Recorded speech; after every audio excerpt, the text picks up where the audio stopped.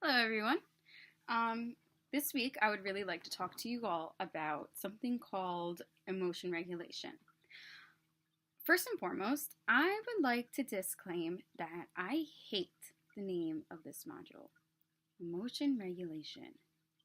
If I ever had anyone sit down with me and tell me that they would like to talk to me about regulating my emotion, I'm pretty sure I would tell them to fuck right off. It doesn't matter if you're borderline, it doesn't matter if you're bipolar, it doesn't matter if you have a general anxiety disorder. As long as you're in any kind of emotional distress, if someone told me or you that they're going to sit down and talk to you about regulating your emotions, I would be very insulted and really angry about it. Yeah, it's kind of a shitty thing to say. But as we know, and as you know, if you are watching these videos, all five of you, DBT and these skills come from a really good place and they help.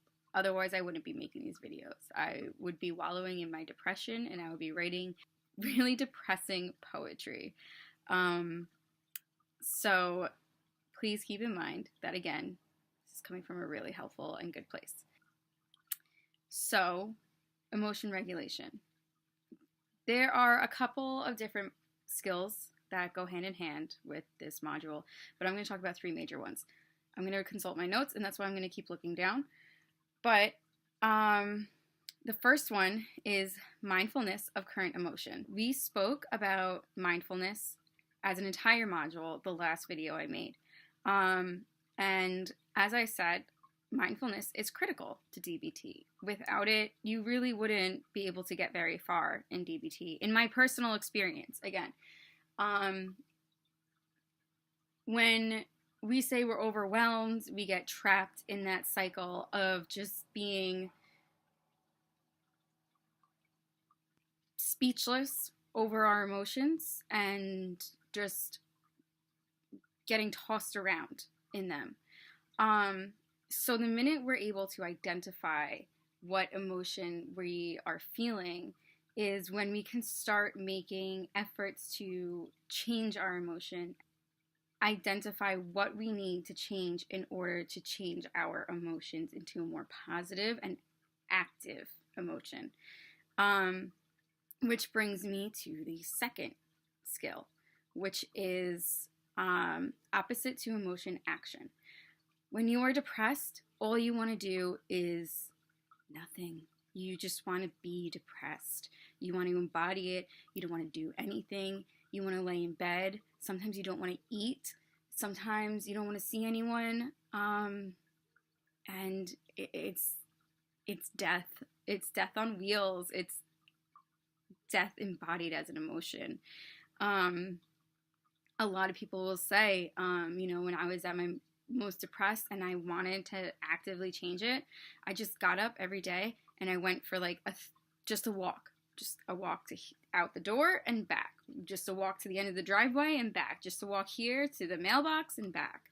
And a lot of people will say that saved my life, just looking forward to that one thing. For me, it was coffee. I just wanted coffee whenever I was depressed. That was it. And it really helped just being able to go get coffee when I was at my most depressed. It was looking forward to coffee when I was working at my job, or it was ordering coffee to come to get delivered to my house. There was a deli down the road, and I called them one day. I was like, can you guys just deliver a $3 coffee? And they were like, yeah, sure, whatever. And I swear to God, this deli, just gave me life. It was amazing. So yeah, opposite to emotion action is very important. It's a very, very hard one to get the hang of purely out of an individual's willfulness. And if you are trying these skills, then you are already taking the first step to an opposite to emotion attitude. So congratulations. I wasn't planning on talking about this one, but opposite to emotion action goes in hand with almost like a domino effect with another skill called problem solving, because you're mindful of an emotion, you don't want to act on that emotion, you want to change it, and therefore you are problem solving something that you know you don't want to do and you want to change. Again, all of this is a domino effect. So now, there is a skill that I love. It was one of the first ones that I think that I mastered, aka just like really got the hang of. I would never call myself a master at any of these because I will probably always consider myself a patient, and therefore I will always consider myself a student of these skills. I will always be learning about them, and I don't think I'll ever get tired of educating myself on this just because I was suffering for so long. This skill is called checking the facts. Once I understood how to be mindful of my emotion, checking the facts became something that was almost fun for me to do.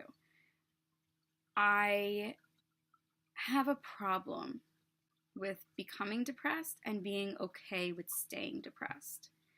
It is comfortable for me. It's what I do best because I feel like it is my neutral state of mind. I have been depressed and I have stayed depressed for the majority of my life. And I don't want that anymore.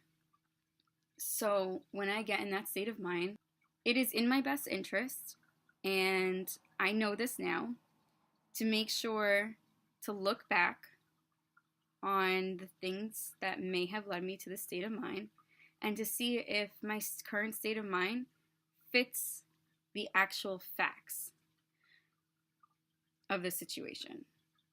When I was in middle school and high school, I really liked writing letters to people who brought out an emotional response to me. But they were full of emotion, This is kind of like that, but very opposite. It's almost like writing a letter to myself, and then, as writers say, slimming down the fat of the writing, and it's just taking away all of that excess information, all of that rambling, and just getting to the nitty-gritty bottom of what you want to say. Therefore, you get to what exactly triggered that emotional response. It's like a flow chart. It's based on facts alone, and therefore you can determine whether or not your emotions really do fit the facts.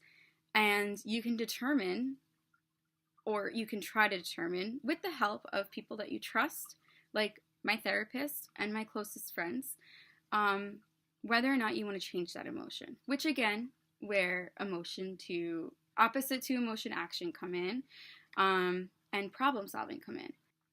Now, moving forward, how does this all play into each other? How does all of this domino effect work? I would really like to use a recent and real life example. I was living in a very toxic environment. I was living with my best friend, and I was living with a roommate.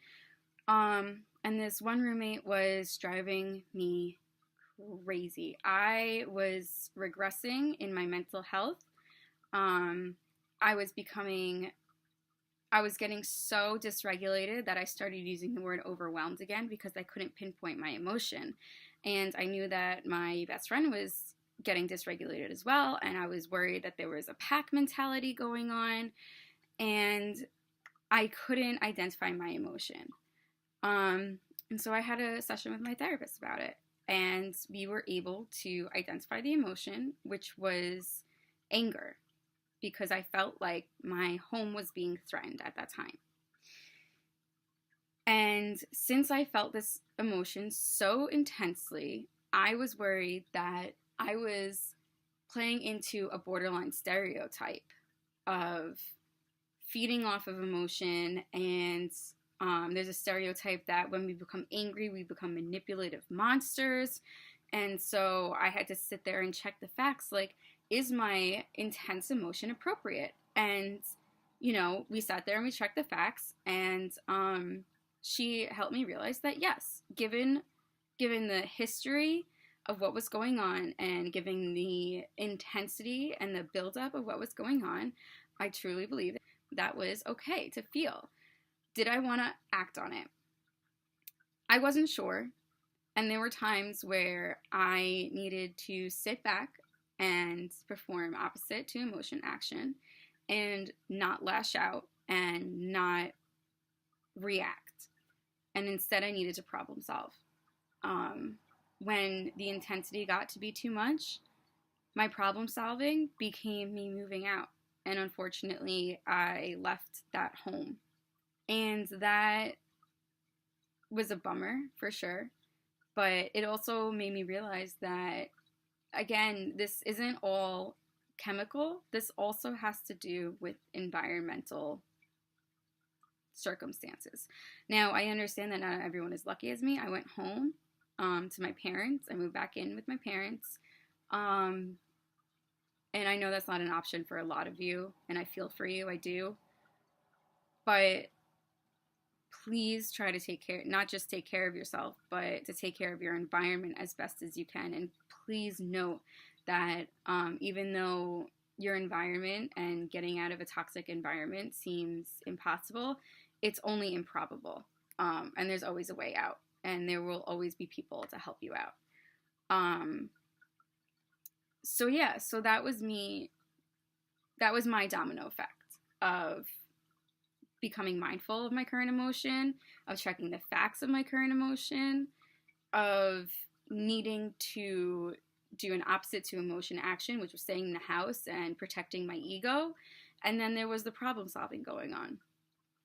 So I know this was a long video, so thank you for sticking with me to the end if you did.